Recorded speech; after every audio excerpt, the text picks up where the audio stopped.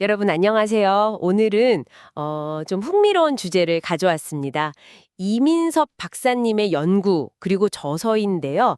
특히 호모 인텔리전스 게놈 나침반 이 개념을 좀 파헤쳐 보려고 합니다. 아, 네. 그 게놈 나침반 개념이요? 네. 유전자가 그냥 뭐 정해진 설계도가 아니고 우리가 사는 환경하고 계속 소통하면서 삶의 방향을 알려주는 나침반 역할을 한다는 거죠. 맞습니다. 그래서 오늘은 이 게놈 나침반 관점에서 우리가 사는 곳, 특히 주거 환경, 뭐 실버타운 같은 곳들이 건강 수명에 어떤 영향을 주는지 여기에 좀 집중해 보겠습니다. 네, 아주 시의적절한 주제네요.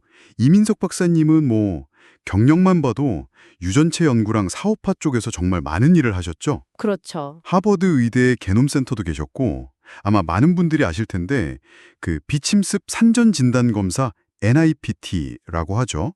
그거 개발 책임자셨고 관련 기업들도 직접 설립하셨고요. 아, NIPT 개발을 직접 대단하시네요. 네, 지금은 NYNGI 연구소 소장님이신데 그러니까 유전체 정보를 어떻게 실생활에 적용할까 이걸 계속 고민해 오신 분이에요. 바로 그 점이 흥미로운 것 같아요. 보통 유전자는 뭐랄까 바꿀 수 없는 운명 이렇게 생각하기 쉬운데 박사님은 이게 환경이랑 상호작용하면서 계속 변하는 나침반이라고 보시는 거잖아요. 정확해요. 그럼 우리가 매일 지내는 집이라는 공간, 이게 건강에 미치는 영향이 생각보다 훨씬 어쩌면 결정적일 수도 있겠네요. 네, 핵심은 바로 후성 유전학, 영어로는 에피제네틱스라고 하는데요. 아, 후정 유전학. 조금 어렵게 들리는데요? 그렇죠.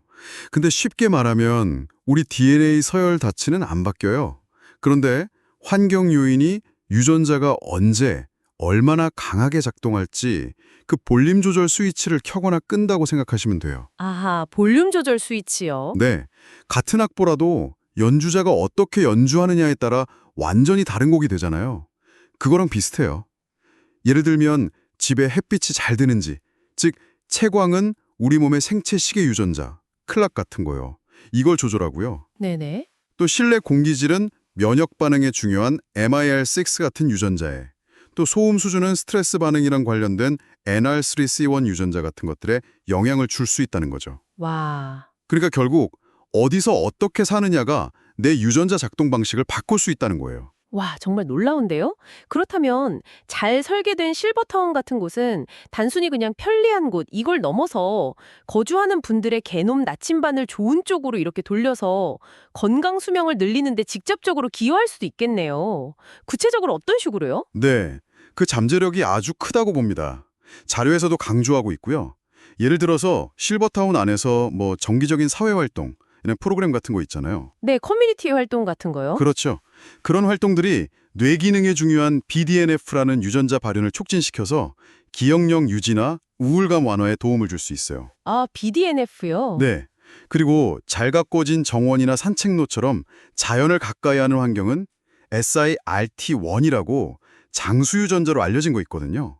그걸 활성화하는 데 기여할 수 있고요. 오, 자연 노출이 장수 유전자까지. 그렇습니다. 또 규칙적인 식단 관리나 운동시설 접근성 같은 건 대사 관련 유전자들, 예를 들면 PPRG 같은 거요. 그리고 쾌적한 수면 환경은 염증 반응 유전자, CRP나 IL6 같은 것들을 긍정적으로 조절할 수 있죠. 그냥 편의시설이 아니네요, 정말? 그렇죠. 단순한 편의 제공이 아니라 건강에 직접 영향을 미치는 후성 유전학적 설계 공간이 될 수 있다는 겁니다. 듣고 보니까 그 커뮤니티의 역할, 그러니까 사회적 연결이 정말 중요하군요. 자료에서도 고립이 거의 뭐 흡연만큼 건강에 해롭다 이런 얘기가 있었잖아요. 좋은 관계는 사회적 백신이 될 수도 있다고요. 맞습니다. 단순히 심리적인 안정감 이걸 넘어서요. 생물학적인 효과가 있다는 거군요. 네, 사회적 유대감은 옥시토신, OXTR, 흔히 행복 호르몬이라고 하죠. 그리고 동기부여와 관련된 도파민, DRD2, 관련 유전자 발현을 높여줘요. 반대로 스트레스 호르몬인 코르티솔 수치는 낮추고 만성염증도 억제하는 효과가 있고요. 이야. 그래서 미래에는 여기서 한 발 더 나아가서 개인의 유전체 정보를 AI가 싹 분석해서요. 그 사람에게 맞는 최적의 조명, 온도, 식단, 심지어 어떤 사회활동이 좋을지 이런 것까지 추천하는 정밀주거, 즉 프리시전 리빙 환경 설계도 가능해질 수 있다고 봅니다. 아, 정밀 주거요? 개인 맞춤형이네요. 그렇죠. 예를 들면 미토콘드리아 기능이 좀 약한 분께는 그에 맞는 조명을 추천하고 알츠하이머 위험 관련해서 APOE4 유전자를 가지신 분께는 그걸 고려한 식단 환경을 제공하는 식으로요. 정말 흥미로운 미래 그림인데요. 이런 개인 맞춤 건강관리가 국가적인 차원으로도 확장될 수 있겠네요. 혹시 이민섭 박사님이 제안하신다는 그 K-헬스 스팸 프로젝트가 이런 맥락인가요? 네, 정확히 보셨습니다. K-헬스팬 프로젝트는 현재 우리가 직면한 초고령 사회의 문제에 대한 아주 대담한 제안이죠. 어떤 내용인가요? 지금까지는 주로 출산율 높이는 데 막대한 예산을 쏟아붓는 방식이었잖아요. 네, 그렇죠. 근데 그 대신에 국민 전체의 건강 수명, 그러니까 아프지 않고 건강하게 사는 기간, 헬스팬을 20년 늘리는 데에 국가적인 역량을 집중하자는 전략입니다. 아, 단순히 오래 사는 수명, 라이프 스팬이 아니라 건강 수명, 헬스 스팬을 20년 늘리자. 네, 70세가 되어도 여전히 막 활력 넘치게 사회 활동을 할 수 있는 그런 사회를 만들자는 거죠. 패러다임 자체를 바꾸자는 제안입니다. 와, 건강 수명이 20년 늘어난다면 개인의 삶의 질은 말할 것도 없고 사회 경제적으로도 이건 뭐 엄청난 변화겠는데요? 당장 의료비 부담 줄고 생산 가능 인구도 늘어날 수 있고요. 그렇죠. 어쩌면 노후 불안감이 좀 줄어들면서 장기적으로는 출산율에도 긍정적인 영향을 줄 수 있다. 뭐 이런 분석도 일리가 있어 보입니다. 그렇습니다.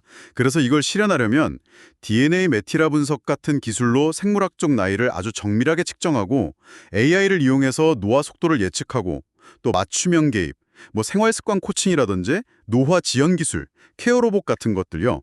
이런 인프라 구축이 필수적이라고 강조하고 있습니다. 네네. 질병이 생긴 다음에 치료하는 게 아니라 노화 자체를 관리하고 예방해서 건강한 삶을 더 길게 누리자는 방향으로 가자는 거죠. 오늘 쭉 이야기를 나눠보니까 유전자는 뭐랄까 그냥 딱 정해진 운명이 아니라 우리가 사는 환경, 특히 이 주거 공간이라는 무대 위에서 계속 춤을 추는 파트너 같다는 생각이 드네요. 오, 좋은 비유입니다. 그렇다면 이제는 어떤 환경에서 젊음을 유지할까 이걸 고민해야 하는 시대가 아닌가 싶습니다. 네, 핵심을 정확히 짚으셨어요.